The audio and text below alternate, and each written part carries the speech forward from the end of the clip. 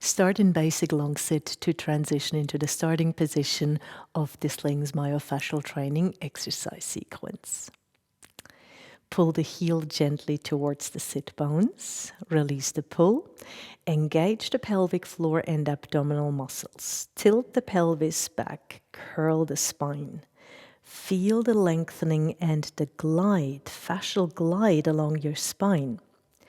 And then with the help of your hands, you slide the legs towards the body, lift the feet off the floor, stay fully engaged in pelvic floor and abdominals, roll back. Once you have arrived on your lower back, gradually release into restful pose. Completely relax for a moment. And then step one foot after the other onto the floor and establish a centered starting position.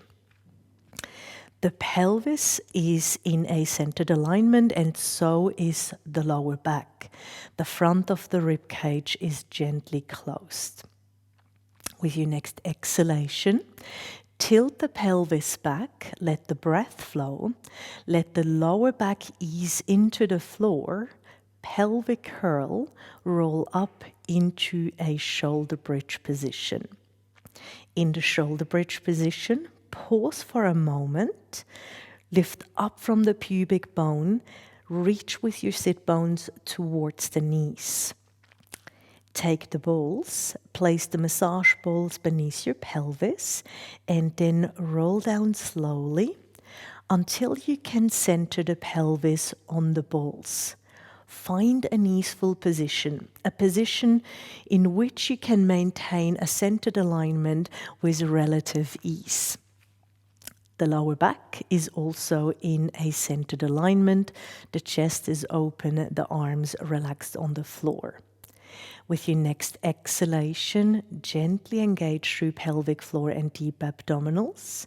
Let the breath flow and then float one leg into tabletop, 90-degree angle. Float the leg down. Gently press down with your foot. Float your other leg into tabletop. 90-degree angle, leg float down. In your own rhythm. Leg floats up. And leg float down. So this absolutely wonderful core stabilization exercise strengthens your body from deep within.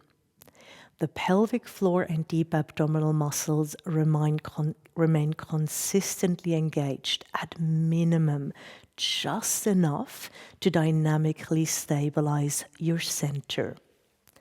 Your deep spine extensor muscles that stabilize the lower back are also lightly engaged and is in this position, especially when the pelvis is slightly elevated.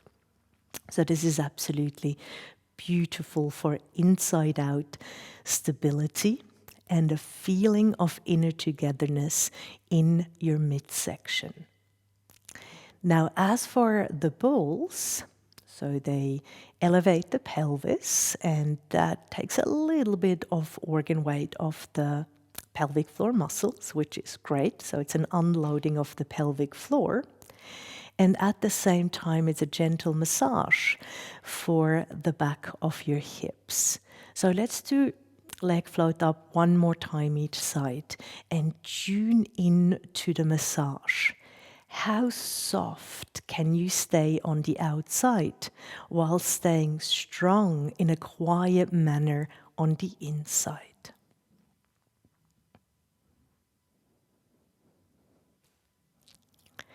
And then you once again float one leg into tabletop, pause, engage pelvic floor and abdominals further, float your second leg into tabletop, connect the legs, let the lower legs dangle, draw the knees towards the chest, let the pelvis roll back, the spine curl, center and tip with your toes on the floor. Let's do this one more time slowly. And then the gentle lumbar spring, double bouncy movement, and a toe tap.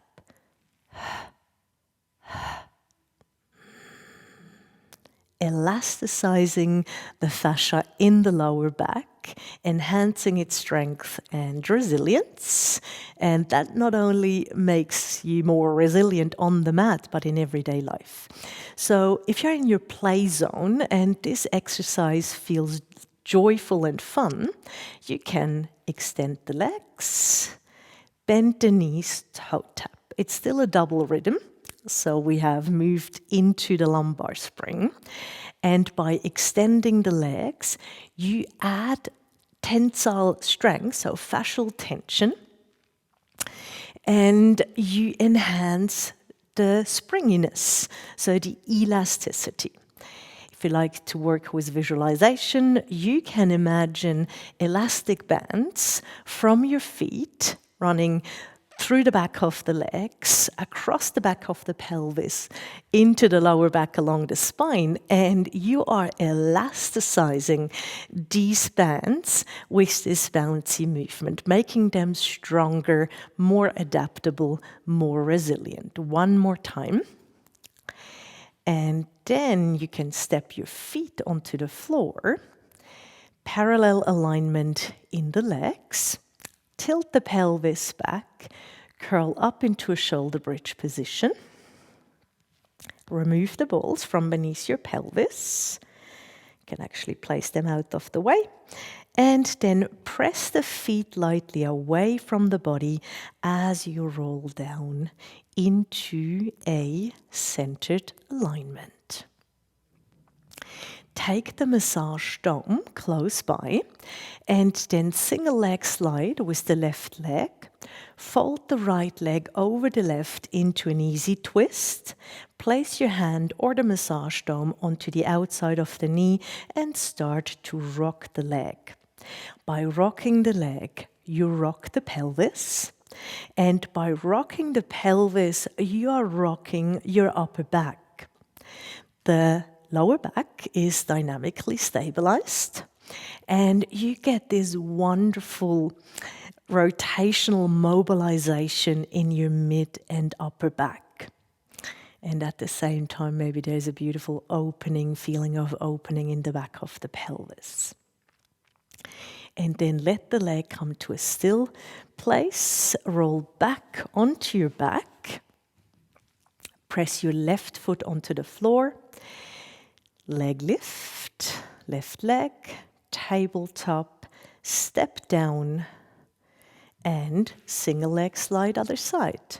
Fold the left leg over the right into an easy twist. The hand or the flat side of the massage dome go onto the side of the leg, and once again you rock the leg, the pelvis, your mid-upper back. So enhancing your limberness. The left shoulder remains on the floor in an easeful manner. Now this too should feel joyful and like a play zone.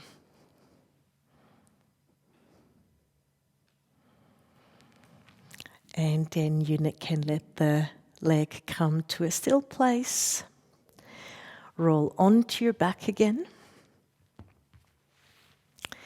Press the left foot onto the floor. Leg lift right. Tabletop. Step down. The feet are fairly close to the sit bones. Tilt the pelvis back. Curl up into a shoulder bridge. A bilateral movement, balancing on the go, and then roll down again, pressing the feet slightly away from the body. Center the pelvis and the spine. Reach your arms up towards the ceiling.